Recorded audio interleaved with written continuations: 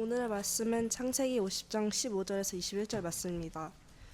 요셉의 형제들이 그들의 아버지가 죽었음을 보고 말하되 요셉이 혹시 우리를 미워하며 우리가 그에게 행할 모든 악을 다 갚지는 아니할까 하고 요셉에게 말을 전하여 이르되 당신의 아버지가 돌아가시기 전에 명령하여 이르시기를 너희는 이같이 요셉에게 이르라 내 형들이 내게 악을 행하였을지라도 이제 바란건대 그들의 허물과 죄를 용서하라 하셨나니 당신 아버지의 하나님의 종들인 우리 죄를 이제 용서하소서 하매 요셉이 그들이 그에게 하는 말을 들을 때에 울었더라.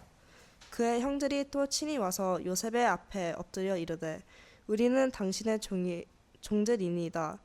요셉이 그들에게 이르되 두려워하지 마소서 내가 하나님의 대신 하리이까 당신들은 나를 행하여 하였으나 하나님은 그것을 선으로 바꾸사 오늘과 같이 많은 백성의 생명을 구원하게 하시려 하시나니 당신들은 두려워하지 마소서 내가 당신들과 당신의 자녀를 기리리라 하고 그들은 간곡한 말로 위하였더라. 아멘.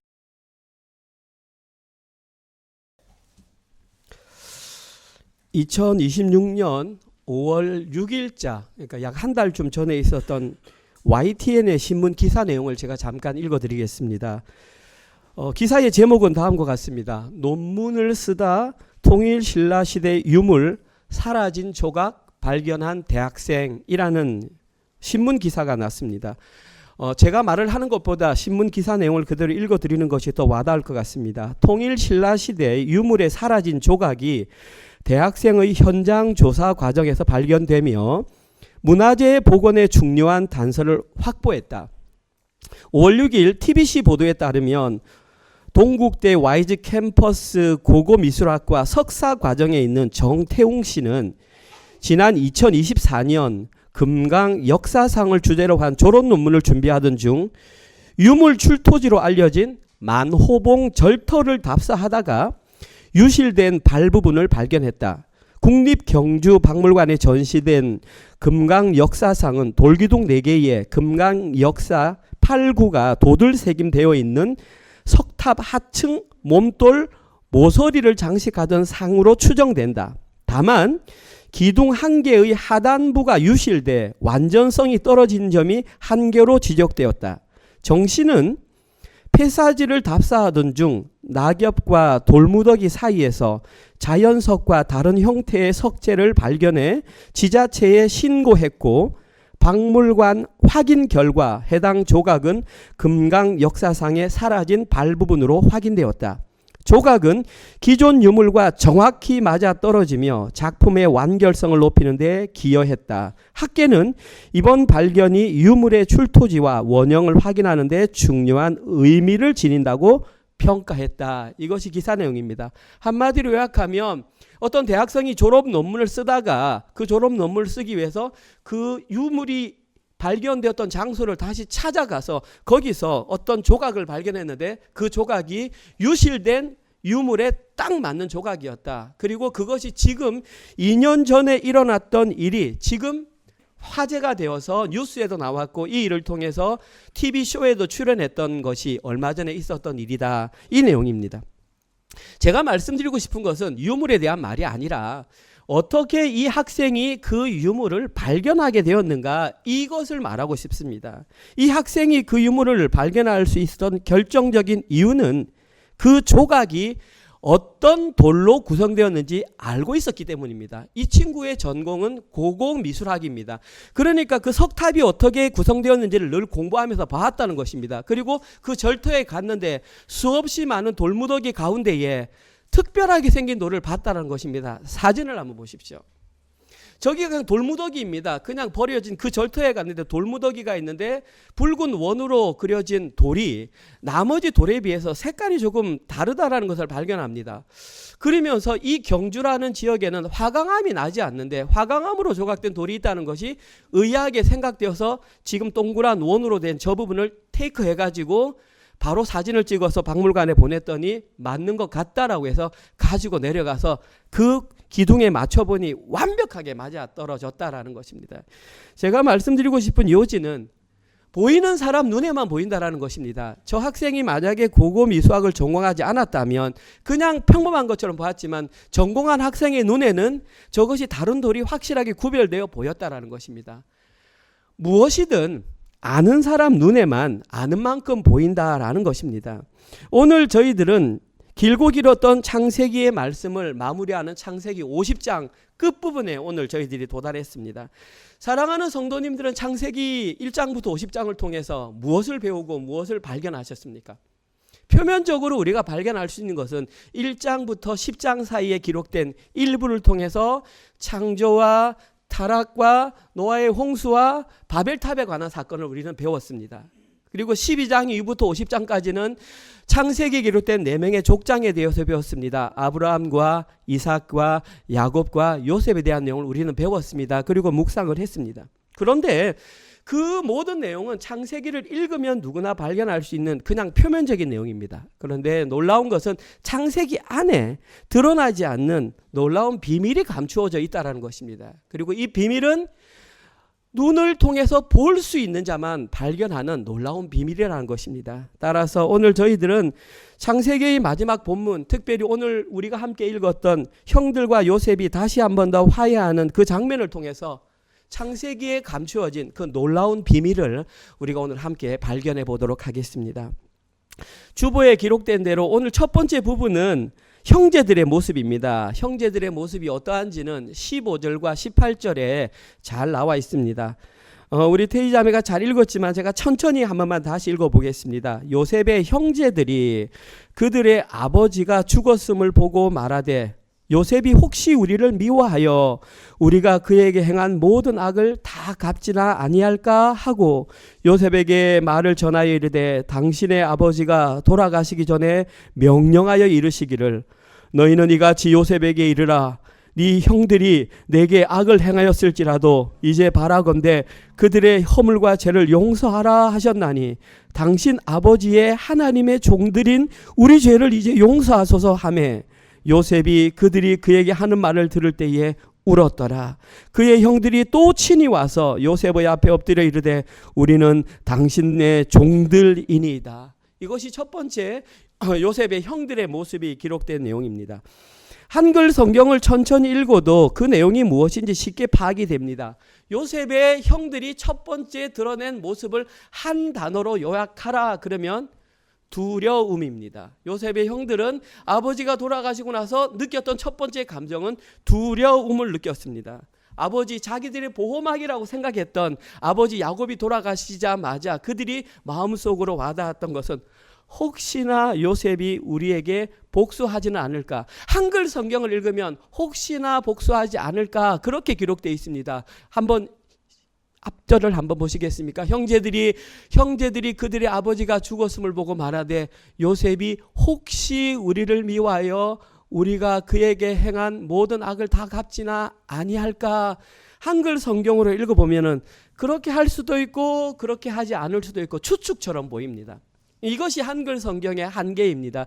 저것을 원어 그대로 읽으면 확신입니다. 이것은 할까 말까의 축준이 아니라 원어에는 갚지나 아니할까 물음표. 이 구절을 어떻게 되냐면 왜 하샤브 야시브라고 되어 있습니다. 저 히브리 잘 못하지만 선교사님의 도움을 통해서 이렇게 하고 있습니다. 중요한 것은 여러분들이 여기에 기록된 하샤브나 야시브를 통해서 동일한 단어가 반복됐다는 것을 충분히 알 수 있습니다. 이 원어가 뭐냐면 슈브입니다. 우리가 너무 잘 아는 돌아오다. 그러니까 돌아오다라는 뜻 외에 여기는 갚다라는 뜻도 있습니다. 그래서 한글 성경에 혹시나 악을 갚지나 아니할까가 아니라 원어를 보면 갚고 또 갚을 것이다. 히브리에서는 동일한 단어를 2번 반복하면 그게 강조입니다. 우리말로 해석하면 반드시 갚을 것이다. 다시 말해서 형들은 지금 요셉이 자신에게 복수할 것을 확신했던 것입니다. 아, 이제 우리는 죽었구나. 그러니까 이들은 그 죽음의 두려움 앞에서 두려워 떨 수밖에 없었던 것이 오늘 본문에 기록된 요셉의 형들의 첫 번째 모습입니다. 자, 그러면 이 형제들은 이 두려움을 극복하기 위해서 한 가지 방법을 선택합니다. 그 방법이 뭐냐 하면 돌아가신 아버지를 소환하는 것입니다. 오늘 본문에 보면 그 돌아가신 아버지를 소환하는 장면이 16절과 17절에 자세히 기록되어 있습니다. 읽어보시면 충분히 압니다. 제가 이것을 여러분이 이해하기 쉬운 말로 의역을 한번 해보겠습니다. 풀어서 한번 해보겠습니다.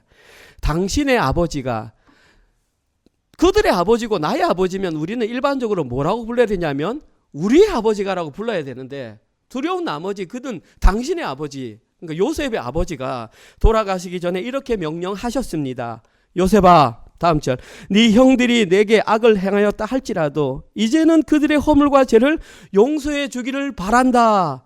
여기서 용서해 주다는 낫사, 이 말은 들어 올리다 이 말입니다. 짐을 좀 가볍게 해주기를 원한다. 그러니 당신 아버지의 하나님의 종들인 우리 죄를 용서해 주세요. 이렇게 말을 합니다. 두려움을 느낀 나머지 형들은 그들이 가장 믿을 수 있는 존재 아버지인 야곱의 이름을 소환해서 아버지가 돌아가시기 전에 이렇게 유언을 남겼습니다. 그러니 당신은 우리를 좀 용서해 주세요. 이렇게 말을 합니다. 여기서 한 가지 의문을 가질 수 있습니다. 과연 야곱이 죽기 전에 요셉을 제외한 나머지 형제들에게 이와 같은 유언을 했는가라는 것입니다.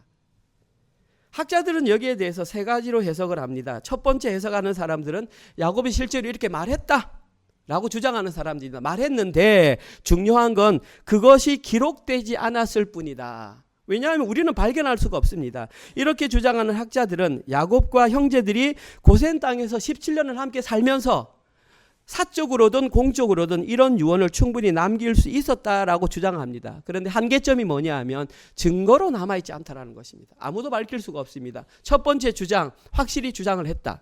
두 번째 주장은 뭐냐 하면 형들이 야곱의 말을 재구성해서 요셉에게 전달했다고 주장하는 경우입니다.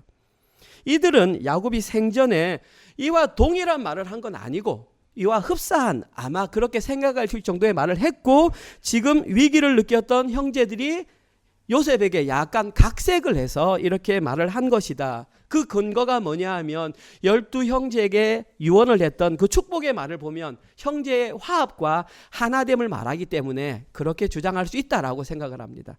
마지막 세 번째 주장하는 사람들은 형들이 거짓말을 하고 있다고 생각하는 자들입니다. 이렇게 말한 적이 없다라고 생각을 합니다. 이들은 야곱이 생전에 이런 유언을 남긴 사실이 없음에도 불구하고 형제들은 자기들이 죽을 위기에 처하자 아버지를 소환해서 이 말을 지어냈다라고 주장하는 주장이 현 학계의 세계의 정설입니다. 사랑하는 성도님들은 세계의 주장 가운데에 어떤 구절이 가장 타당해 보입니까? 일반적으로 많은 사람들은 2번과 3번이 가장 타당하다고 봅니다. 그들은 이렇게 말합니다. 야곱이 죽기 전에 그런 말을 했다고 주장하는 형들의 주장은 심리적 두려움에서 나온 조작, 2번 혹은 거짓말이라고 생각을 합니다. 저도 이 의견에 동의를 합니다. 그러나 저는 특별히 2번보다는 3번이 더 설득력이 있다고 생각합니다. 두려움에 떨고 있던 형제들이 요셉의 마음을 풀기 위해 저는 지어낸 이야기라고 생각을 합니다. 정황상 저는 그렇게 보고 있습니다. 그러면 과연 형제들이 생각한 것처럼 요셉은 아버지의 죽음 이후에 형제들에게 복수할 마음이 있었을까요?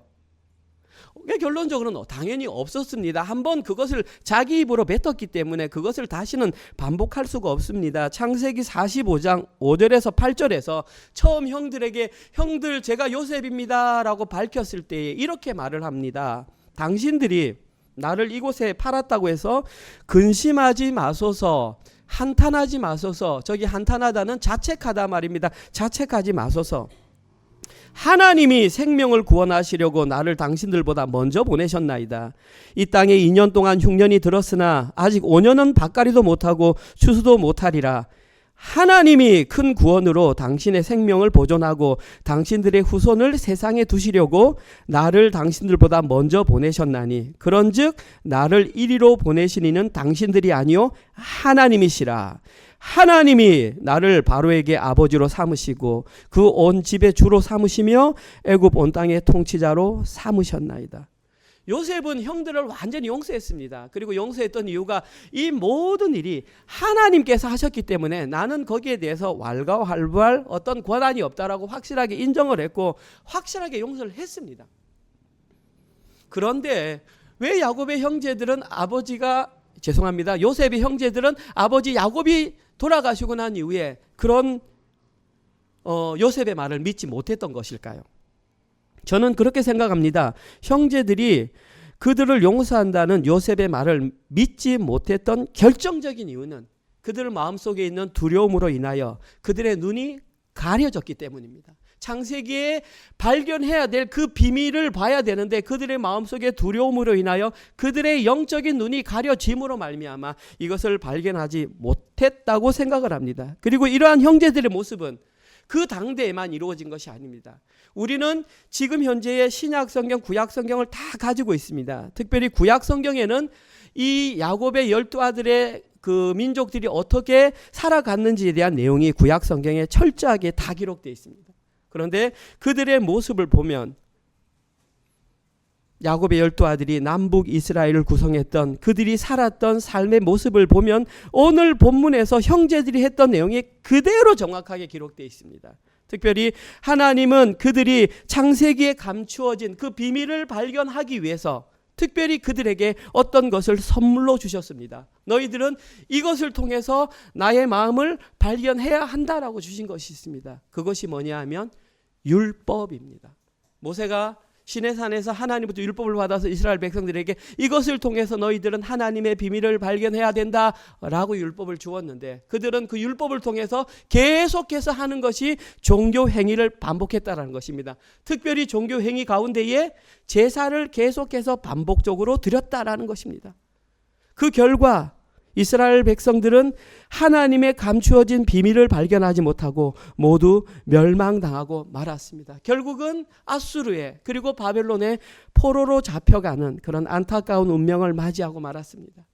뿐만 아니라 또한 이러한 모습은 예수님 당시의 바리새인들과 종교 지도자들에게서도 그대로 재현되었던 것입니다. 하나님께서는 율법으로 되지 않자 하나님이신 하나님의 본체이신 하나님이 직접 인간의 몸을 입고 이 땅에 내려오셔서 내가 세상의 빛이다. 이제는 너희들은 나를 통해서 그 메시지의 진리를 발견해야 한다라고 하나님이신 그분이 직접 사람의 몸을 입고 이 땅에 내려오셔서 빛으로 보내셨습니다. 그런데 그들은 빛이신 그분을 알아보지 못하고 오히려 십자가에 못 박아 죽여버렸습니다. 그 결과 이스라엘, 유대에 있는 전 세계에 흩어지는 그러한 불우한 운명을 맞이하게 되었습니다.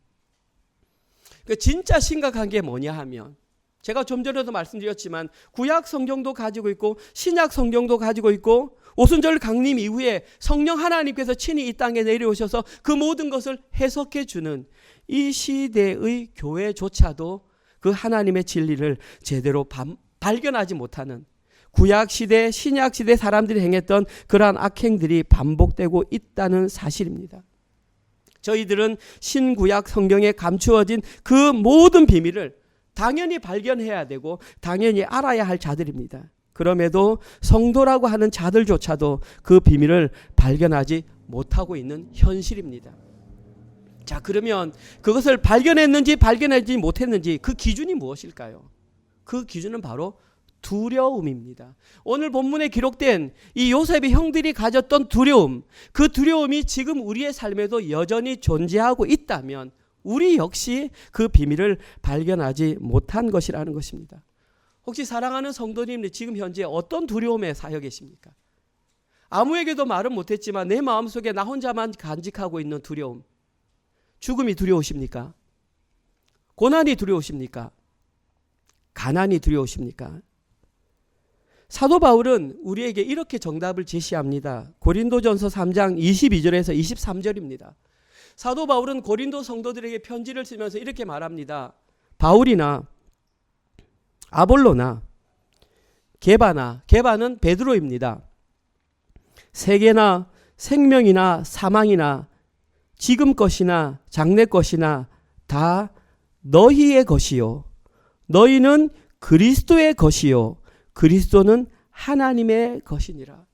사도 바울은 분명하게 말합니다. 고린도 성도들에게 무엇으로 두려워 떨고 있느냐? 내가 정확하게 말해줄게.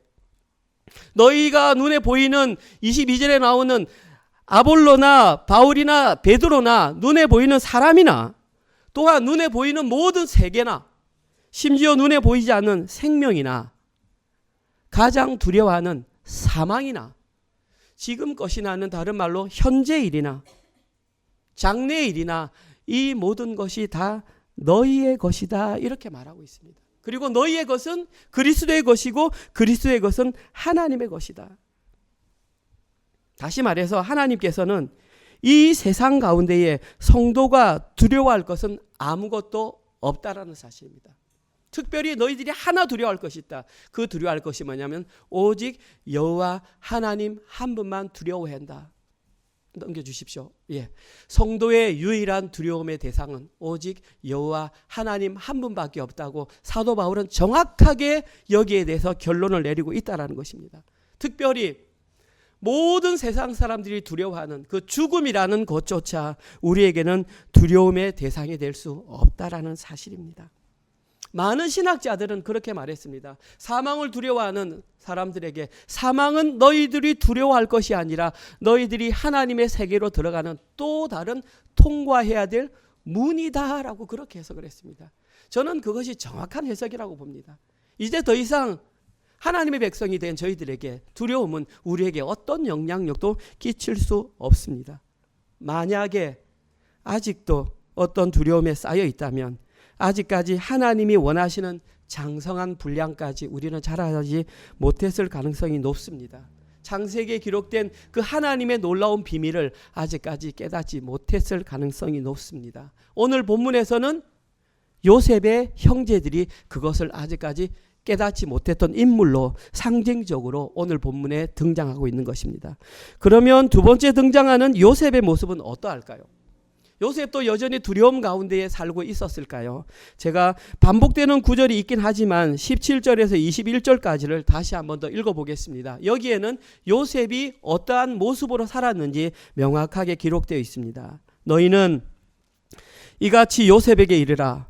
네 형들이 내게 악을 행하였을지라도 이제 바라건대 그들의 허물과 죄를 용서하라 하셨나니 당신 아버지의 하나님의 종들인 우리 죄를 이제 용서하소서 하매 요셉이 그들이 그에게 하는 말을 들을 때에 울었더라. 그의 형들이 또 친히 와서 요셉의 앞에 엎드려 이르되 우리는 당신의 종들이니이다. 요셉이 그들에게 이르되 두려워하지 마소서 내가 하나님을 대신하리이까.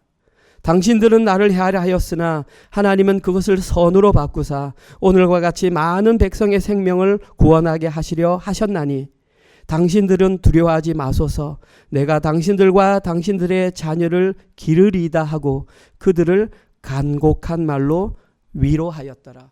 오늘 본문에서 요셉이 첫 번째 보였던 삶의 태도는 울음입니다. 요셉은 아버지 죽음 이후에 극심한 두려움을 느꼈던 그 형들이 자신에게 거짓말로 아버지의 이름을 사용하여 자신에게 용서를 해달라고 사람들을 보내서 부탁했을 때에 그 소리를 듣고 첫 번째 보였던 반응이 울음입니다. 요셉은 사람들을 보내서 형들이 이렇게 우리를 용서해 주세요라는 편지를 받고 첫 번째 울었습니다. 우리가 볼 때는 울었다라면 그냥 대충 눈물을 찔끔 흘렸구나 생각할 수 있는데 저기에 기록된 울었더라라는 단어가 지난주 주일 설교 때 야곱이 요셉이 아버지를 만나서 목을 어금맞아서 울었을 때 그때에 울었다라는 단어가 마카인데 여기서 똑같은 단어가 사용되었습니다. 무슨 말이냐 하면 그때와 같이 참을 수 없어서 큰 소리로 대성통곡하여 울었다라는 것입니다. 쉽게 말해서 저러한 소식을 들었을 때에 요셉은 엉엉엉엉 울었다라는 것입니다. 왜 요셉은 그렇게 울었을까요? 아마도 자신으로 인해 아직까지 죄책감에서 벗어나지 못하고 두려움에 떨고 있는 형들의 모습이 너무나 안타까웠을 것입니다. 저는 이 장면을 보면서 신구약 성경을 우리에게 허락하고 오순절 성령 위에 성령님께서 보내주셔서 그 모든 것을 다 해석해 주심에도 불구하고 그 성령님을 의지하지 않고 여전히 깜깜함에 살아가고 있는 우리의 모습을 바라보며 성령 하나님이 탄식하시는 모습이 마음속에 와닿았습니다. 신약 성경, 구약 성경 해석하실 수 있는 성령님이 내려오셔서 모든 말씀을 풀어주심에도 불구하고 아직도 여전히 깜깜한 눈으로 자신이 주인 되어 살아가는 우리의 모습을 보며 성령 하나님이 탄식하는 모습이 저는 이 장면을 통해서 정확하게 오버랩되었습니다. 오늘 본문에서 요셉이 드러낸 두 번째 반응은 뭐냐 하면 위로입니다. 마지막 구절에 보시면 위로하였더라, 간곡히 위로하였더라. 간곡히 위로하였다는 말은 그들을 다시 한 번 더 용서했다라는 말입니다. 오늘 본문에서 요셉은 형들의 모든 잘못을 다시 한 번 더 용서해 주었습니다. 오늘 보면 19절에 보시면 자신을 직접 찾아온 형들에게 요셉은 너무나 위대한 고백을 합니다. 형님들 두려워하지 마소서. 내가 하나님을 대신하리이까. 오늘 설교의 제목이 하나님을 대신하리이까 설교의 제목입니다. 이것을 원어에 맞게 제가 그대로 의역하면 이렇게 할 수 있습니다. 내가 어떻게 하나님의 자리에 앉아 형들을 심판할 수 있겠습니까? 내가 어떻게 하나님의 자리에 앉아 형들을 심판할 수 있겠습니까? NIV 성경은 아주 잘 의역을 해놨더라고요. 이 구절을 이 그대로 했더라고요. Am I 뭐 이렇게 해가지고 하나님의 자리에 내가 어떻게 앉아 있을 수 있습니까? 이렇게 정확하게 의역을 해놨더라고요. 한글 성경은 조금 약간 미흡한 부분이 있는 것 같습니다. 아무튼 이것의 핵심 내용은 나는 절대 심판자의 자리에 앉지 않겠다라는 것입니다. 저는 이것이 이 시대의 성도가 해야 할 가장 위대한 신앙 고백이라고 생각합니다. 따라서 요셉은 정확하게 자신이 서야 할 곳과 자신이 해야 할 것이 무엇인지를 명확하게 알았습니다. 이것을 알았기 때문에 자신을 죽이려고 했던 형들, 심지어 자신을 한 번 더 속이려고 했던 형들을 다시 한 번 더 용서할 수 있었던 것입니다. 이 일이 어떻게 가능할까요? 사실 이러한 일은 아무나 할 수 있는 일이 아닙니다. 저는 여기에서 다시 한 번 더 요셉의 위대함을 발견할 수 있었습니다. 그러면 어떻게 요셉은 자신을 죽이려고 했던 또 한 번 더 자신을 속이려고 했던 형들을 용서할 수 있었을까요? 저는 이렇게 확신합니다. 요셉이 이렇게 용서할 수 있던 이유는 창세기에 감추어진 그 비밀을 정확하게 알고 있었기 때문이라고 생각합니다. 하나님께서 감추어진 그 보화를 발견해서 그 보화대로 그대로 살아냈기 때문에 저는 용서할 수 있었다라는 것입니다. 그러면 하나님께서 감추어 두신 그 보화의 힌트가 어디에 있을까요? 첫 번째 힌트는 20절에 있습니다. 그리고 이 내용은 이미 우리들이 발견했던 보화들입니다. 20절에 보면 이렇게 말합니다. 당신들은 나를 해하려 하였으나 하나님은 그것을 선으로 바꾸사 이렇게 말합니다. 저기에 한글로 나를 해하려 하였으나 라는 이 단어와 그 뒤에 나와 있는 하나님은 그것을 선으로 바꾸사라는 히브리어 단어가 똑같은 단어입니다. 한글로는 해하려 하였으나 바꾸사 이렇게 다르게 번역해놨지만 같은 단어가 두 번 연속해서 반복되었습니다. 그 단어가 뭐냐면 하샤브입니다. 이 하샤브라는 단어의 의미가 생각하다, 계획하다, 의도하다입니다. 그래서 저기서 말하는 것은 의도하다입니다. NIV 성경도 intend라고 정확하게 의도하다라는 단어로 번역을 둘 다 그렇게 해놨습니다. 지금 여기에서 요셉은 인간의 악한 의도, 해하려 한 악한 의도와 하나님께서 그것을 선으로 바꾸시려는 하나님의 선한 의도를 나란히 놓고 있다는 것입니다. 여기에서 우리가 발견되는 것은 하나님의 의도가 무엇인지를 발견해야 된다는 것입니다. 중요한 것은 하나 놓치지 말아야 할 것은 하나님의 의도가 무엇인지를 발견하는 과정 가운데에 인간의 악한 의도가 사라지지 않았다는 것입니다. 인간의 악한 의도는 그대로 두셨습니다. 하나님의 섭리 가운데에 모든 것을 아름답게 하셨기 때문에 우리는 악하게 행동을 해도 돼. 절대 그렇게 해서는 안 된단 말입니다. 악함은 악함 그대로 남아있고 반드시 거기에 대한 해결은 해야 됩니다. 그러나 하나님은 그 악함을 악한 대로 놔두지 않고 하나님의 선한 방향으로 인도하신다. 우리는 이것을 하나님의 섭리라고 말합니다. 다시 말해서 요셉은 자기의 인생과 구약 성경에 기록된 모든 내용을 통해서 발견했던 첫 번째 하나님의 비밀이 하나님의 섭리였다는 것을 정확하게 발견했다라는 것입니다.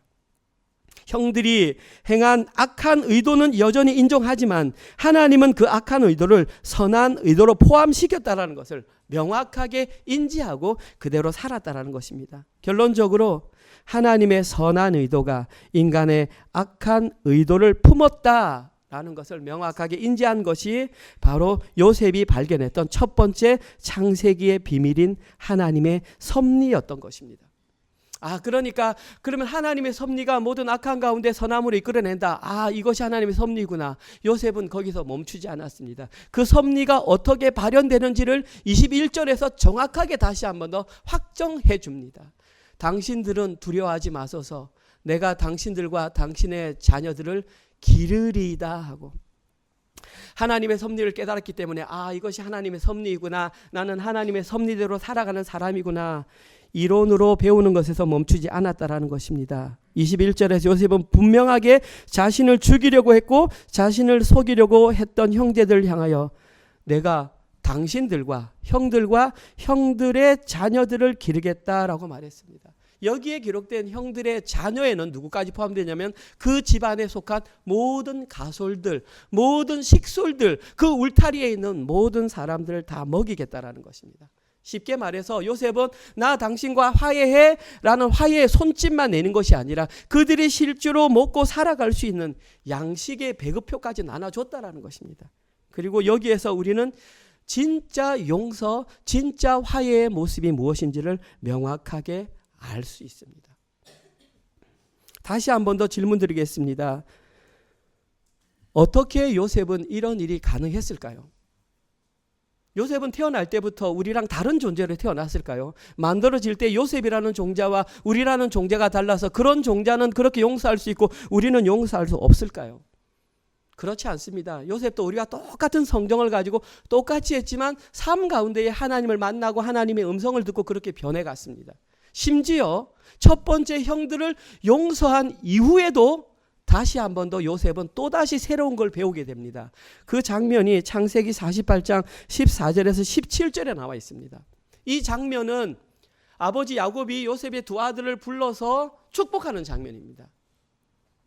이스라엘이 오른손을 펴서 차남 에브라임의 머리에 얹고 왼손을 펴서 므낫세의 머리 장남의 머리에 얹으니 므낫세는 장자라도 팔을 엇바꾸어 얹었더라. 그가 요셉을 위하여 축복하여 이르되 내 조부 아브라함과 아버지 이삭이 섬기던 하나님, 나의 출생으로부터 지금까지 나를 기르신 하나님, 나를 모든 환난에서 건지신 여호와의 사자께서 이 아이들에게 복을 주시오며 이들로 내 이름과 내 조상 아브라함과 이삭의 이름으로 칭하게 하시오며 이들이 세상에서 번식되게 하기를 원하나이다. 요셉이 그 아버지가 오른손으로 에브라임의 머리에 얹은 것을 보고 기뻐하지 아니하여 원어로 떨다 이 말입니다. 아버지의 손을 들어 에브라임의 머리를 므낫세의 머리로 옮기고자 하여.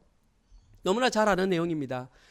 야곱이 147세가 되었습니다. 자기가 이제 죽을 날이 다가왔구나 감지를 하고 자기가 이 모든 자손들에 대한 질서를 온전히 회복해야 되겠다라는 마음을 먹고 요셉을 부릅니다. 그런데 부를 때에 올 때 너의 두 아들을 데리고 와. 그런데 요셉의 첫 번째 아들 장자가 므낫세입니다. 그리고 차남의 이름이 에브라임입니다. 그런데 오늘 본문에서 보는 것처럼 요셉이 데려왔을 때 축복을 하는데 야곱이 첫 번째 오른손 이걸 가지고 차남이 에브라임의 머리에 얹고 왼손을 가지고 장남이 므낫세의 머리에 얹었다라는 것입니다. 지금 이 장면이 의미하는 것은 뭐냐 하면 이 두 아들은 이제 나의 아들이 되었다라는 것입니다. 나의 양자로 입양을 했다라는 것입니다. 여기까지 요셉은 이해합니다. 그런데 요셉이 이해 못한 것이 뭐냐 하면 왜 오른손을 가지고 차남의 머리에 얹고 왼손을 가지고 장남의 머리에 얹으냐라는 것입니다. 요셉은 이것이 이해가 안 되었습니다. 왜 요셉이 이렇게 이해를 하지 못했을까요? 이것은 그 당시의 관습과 상식에 맞지 않았기 때문입니다. 요셉은 하나님의 섭리 안에 살면서 자기에게 죄를 지었던 형들을 용서했던 인물입니다. 그런 인물이라 할지라도 영향을 받을 수 있는 것이 그 당시의 관습과 상식이라는 것입니다. 야곱은 하나님으로부터 특별한 하나님 절대 주권에 대한 것을 하나님으로부터 받았습니다. 그리고 하나님의 그 주권대로 두 아들을 자기의 아들로 입양하고 오른손을 차남에게 왼손을 장남에게 했습니다. 중요한 것은 아직 요셉이 그것을 깨닫지 못했다라는 것입니다. 방금 말씀드렸던 것처럼 관습과 상식에 맞지 않았다. 하나님의 섭리 안에 살아가고 있었지만 아직까지 관습과 상식의 영향을 받고 있었다는 것입니다. 저는 여기에서 상식이 나쁘다, 관습이 나쁘다라고 말하는 것은 아닙니다. 일반적으로 살아갈 때 우리는 그걸 따라야 합니다. 그런데 그것이 유일하게 바뀔 수 있는 상황이 단 하나입니다. 그 상황이 뭐냐면 하나님의 절대 주권이 어디 있느냐를 깨달았을 때는 그 상식이 바뀐다라는 것입니다. 이것을 발견한 사람이 하나님의 비밀을 발견한 사람입니다. 하나님의 비밀을 발견하지 못한 사람은 여전히 상식과 관습으로 자기의 삶을 주장해 갑니다. 거기에 하나님의 주권이 운행할 틈이 없습니다. 그런데 하나님의 비밀을 발견한 사람은 상식을 뛰어넘는 하나님의 절대 주권 앞에 자기의 삶들을 내어놓는다라는 것입니다. 오늘 본문을 통해서 아버지가 이렇게 어긋맞는 모습을 통해서 요셉이 깨닫게 되었습니다. 이것이 하나님의 절대 주권이었구나. 내가 아직까지 깨닫지 못했던 절대 주권을 아버지의 모습을 통해서 깨닫게 되었다라는 것입니다. 이것이 수요일날 본문이었습니다. 제가 수요일날 이 자리에서 설교를 이 본문을 가지고 했습니다. 설교를 마치고 집으로 돌아가는데 한 분이 질문을 하더라고요. 목사님, 질문이 있습니다. 예, 그랬더니 그게 야곱에게 손을 엇바꾼 것이 하나님의 절대 주권이라는 것이 성경 어느 구절에 나와 있습니까? 혹시 야곱이 자기 임의대로 이렇게 바꾼 거 아닙니까? 그걸 어떻게 알 수 있습니까? 묻더라고요. 순간 당황이 되더라고요. 이런 질문을 뿐만 아니라 이런 답이 없는데, 그래서 제가 집에서 기도하고 고민하고 했죠. 성경을 찾아보니 앞부분에 그런 말은 없는데 성경 이후에 그런 구절이 상당히 많이 나옵니다. 특별히 호세아에 보면 북이스라엘을 지칭할 때에 에브라임으로 지칭합니다. 남유다를 지칭할 때에 유다라고 지칭합니다. 이 모든 구절을 봤을 때에 이것은 야곱 개인이 한 것이 아니라 하나님의 절대 주권에 의해서 하나님의 장자권이, 하나님의 오른손의 권리가 에브라임에게 갔던 것이지 결코 야곱 혼자 개인의 생각으로 그렇게 했다라는 것이 아닙니다. 결론은 그것입니다.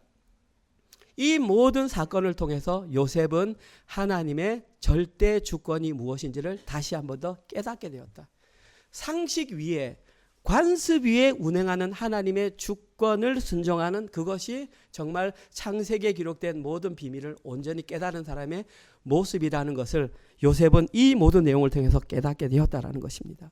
이것이 창세기에 기록된 모든 내용입니다.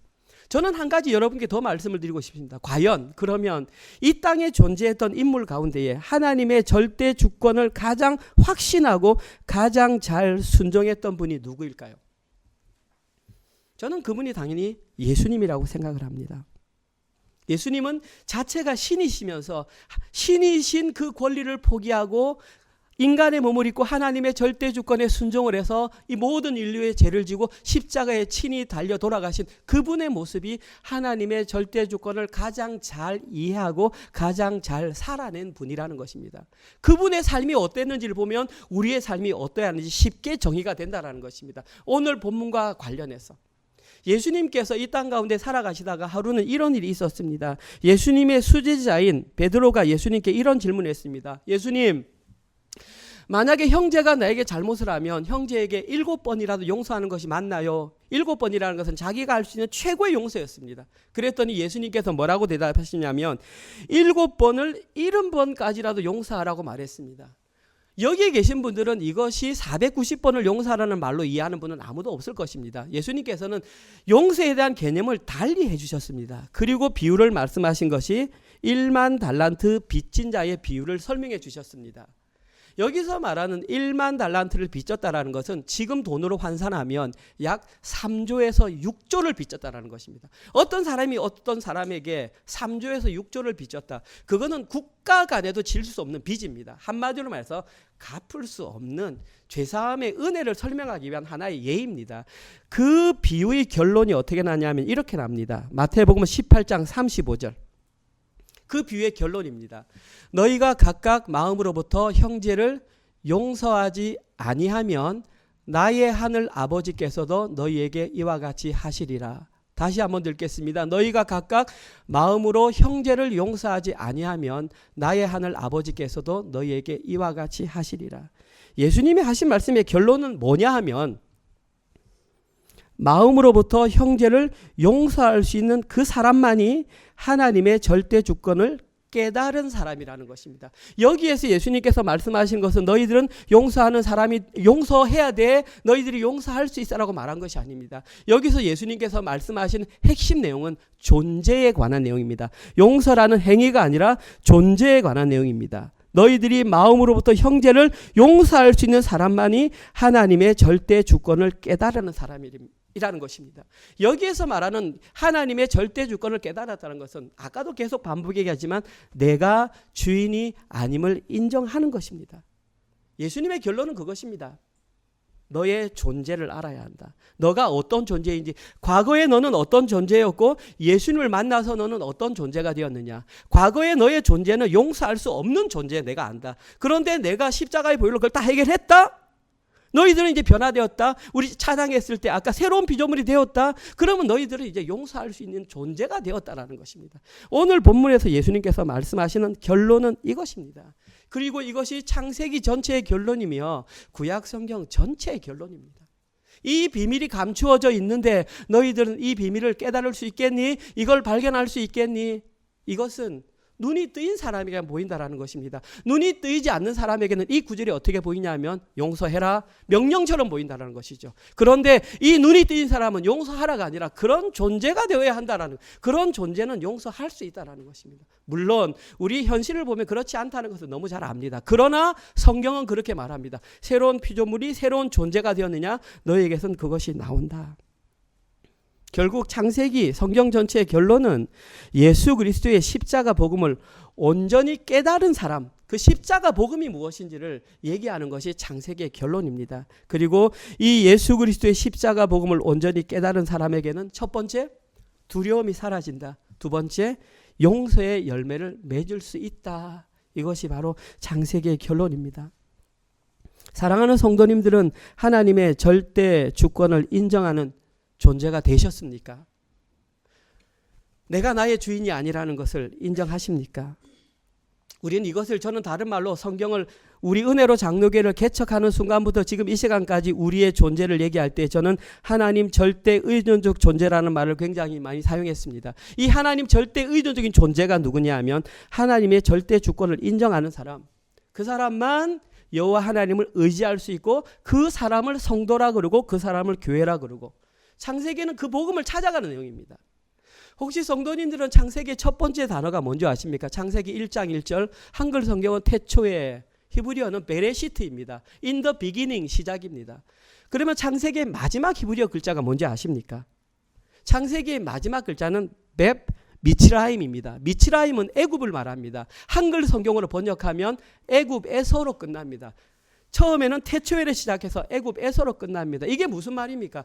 뒷부분에서 연결된다는 것입니다. To be continue in 출애굽기에서 이 이야기 구원의 얘기는 계속해서 진행된다라는 것입니다. 그것들을 발견해 가고 있느냐라는 것이 창세기의 결론이라는 것입니다. 이렇게 창세기는 마무리됩니다. 오늘 설교를 마무리하겠습니다. 1948년 10월 19일 여수에서 반란 사건이 일어났습니다. 이 반란군들의 정체는 공산주의자들입니다. 이들이 가장 먼저 찾아 나섰던 사람이 누구냐 하면 친미주의자들과 예수님을 믿는 기독교인들을 찾아갔습니다. 그리고 이 반란군 중에 한 명의 이름이 안재선이라는 사람이 있습니다. 실제 존재하는 사람입니다. 이 사람이 찾아갔던 두 형제가 누구냐 하면 손양원 목사님의 아들인 손동인과 손동신이라는 사람을 찾아가서 그들에게 기독교를 개종할 의사가 있느냐고 물었고, 그들은 그런 의사가 없다고 하자 총으로 쏴 죽였습니다.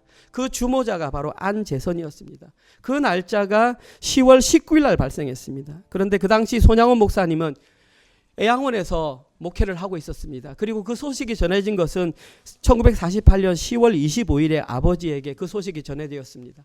두 아들이 죽었다는 소식에 부모님은 무너지지만 그 애양원 모든 가족들도 엉엉 울었습니다. 시간이 지났습니다. 반란 사건이 잠잠해졌습니다. 그 중에 주모자 중 한 사람인 안재선이도 잡혔습니다. 사람들은 이 사람을 즉각 처벌해야 한다고 돌을 들어서 막 죽이려고 했습니다.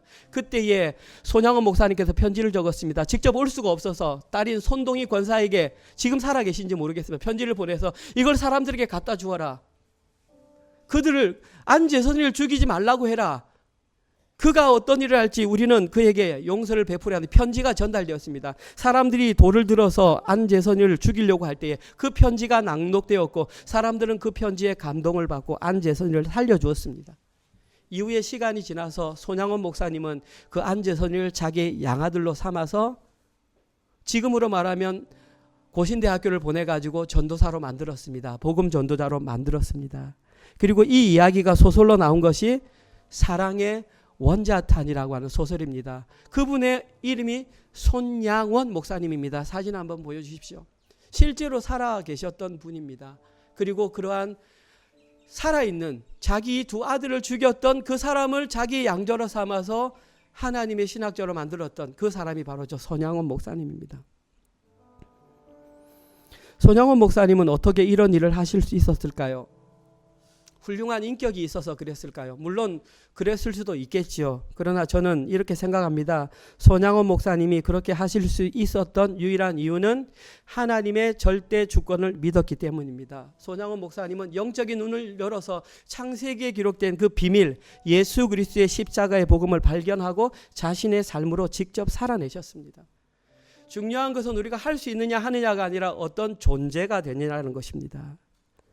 오늘 본문에서 그 비밀을 발견하지 못했던 요셉의 형들은 여전히 두려움 속에 떨었습니다. 하지만 하나님의 은혜로 이것을 발견했던 요셉은 자신에게 잘못했던 형들, 자신에게 거짓말하는 그 현재의 모든 잘못까지도 용서할 수 있었습니다. 이제 남은 것은 이 시대의 성도로 살아가는 우리의 몫이라는 것입니다. 너희들은 어떠하겠느냐라는 것입니다. 우리가 진정으로 하나님의 섭리를 알고 하나님의 절대 주권을 알고 예수 그리스도의 십자가 복음을 아는 자라면, 그런 존재가 되었다면 우리는 용서해야 됩니다. 이것이 성경의 바른 가르침입니다. 우리의 삶을 한번 보자고요. 우리는 진짜 누구를 용서할 수 있을 만한 사람일까요? 그런 위인들이 될까요? 저는 저 자신의 모습을 보면 우리는 그러한 위인이 못 된다는 것을 너무나 강하게 확신을 합니다. 저는 지난주 한 주간 동안도 말씀을 준비하면서 수많은 사람을 미워했고 수많은 사람을 원망했었습니다. 그러면서 계속 기도했습니다. 하나님, 왜 저는 이것밖에 안 됩니까? 말씀을 준비하면 준비할수록 내 가슴에 와닿는 것은 이런 존재인데 왜 나의 현실의 삶은 계속해서 미움과 정죄가 내 마음속에 솟아나는지, 저 자신의 모습을 보면 우리는 그런 존재가 되지 못하는 걸 너무나 확신합니다. 그런데 성경은 말합니다. 너희의 신분이 바뀌었다. 너희는 새로운 피조물이라고 우리에게 말씀하셨습니다. 자, 그럼 어떤 게 진실인가요? 성경이 우리를 새로운 피조물이라고 했으면 이제 우리의 남은 것은 피 흘려 싸우는 것입니다. 피 흘려 싸우는 것입니다. 넘어져도, 힘들어도, 깨어져도, 실패해도 우리는 계속 싸워야 하는 것입니다. 왜냐하면 성경에 틀림없이 우리는 하나님의 절대 주권을 믿는 예수 그리스도의 십자가 복음으로 변화된 새로운 피조물, 하나님의 백성이라고 말을 했기 때문에 우리가 그런 존재라면 이제 우리는 싸워야 합니다. 죽는 날까지 이것이, 우리가 그런 존재가 된 것이 삶으로 드러나야 한다는 것입니다. 간곡히 부탁드립니다. 이번 한 주간 동안도 요셉과 같이 창세기에 감추어진 그 비밀, 하나님의 절대 주권과 예수 그리스도의 십자가 복음을 잘 발견하셔서 현실의 삶 가운데에 두려움을 걷어내시고 신분이 변화된 자답게 용서하기 힘든 자까지도 기꺼이 용서하시는 모든 분들 되시기를 주님의 이름으로 축원드립니다. 아멘. 주님 감사합니다. 모든 열방 주 볼 때까지 오직 주님만 바라보며 나아가겠습니다. 하나님의 절대 주권을 인정하며 나아가겠습니다. 부족합니다. 연약합니다. 그러나 우리는 신분이 변한 자들입니다. 하나님, 성령을 의지하여 살아내게 하여 주시옵소서. 힘들고 어려워도 사랑하게 하시고 용서하게 하여 주시옵소서. 먼저 그러한 자가 되기를 소망합니다. 자신의 신분이 바뀐 것을 잊지 않게 하여 주시옵소서. 주님, 그러한 마음으로 하나님께서 저희에게 허락하신 직장과 사업체를 통하여 주신 물질을 통하여 하나님께 10의 1조와 주정헌금과 감사헌금과 셀모임 헌금을 하나님께 올려드렸습니다. 하나님 이 헌금이 사용되는 곳곳마다 주의 영광 나타내게 하시고 많은 자들이 주께로 돌아오는 것에 이 헌금이 사용될 수 있도록 인도하여 주시옵소서. 이제는 우리 주 예수 그리스도의 은혜와 하나님의 사랑하심과 성령님의 위로 교통 감화 깨닫게 하심이 두려움에서 벗어나 용서할 수 있는 하나님의 절대 주권을 믿고 창세기에 감추어진 그 복음의 비밀을 깨달은 자답게 살아내기로 결단하는 사랑하는 모든 은혜로 가족들 머리 위에와 사랑하는 우리의 자녀들 머리 위에 지금 이 시간에도 세계 곳곳에 흩어져서 주의 복음을 증거하는 사랑하는 선교사님들과 그들의 사역과 그들의 자녀들 머리 위에 지금부터 영원토록 함께 있을지어다. 아멘.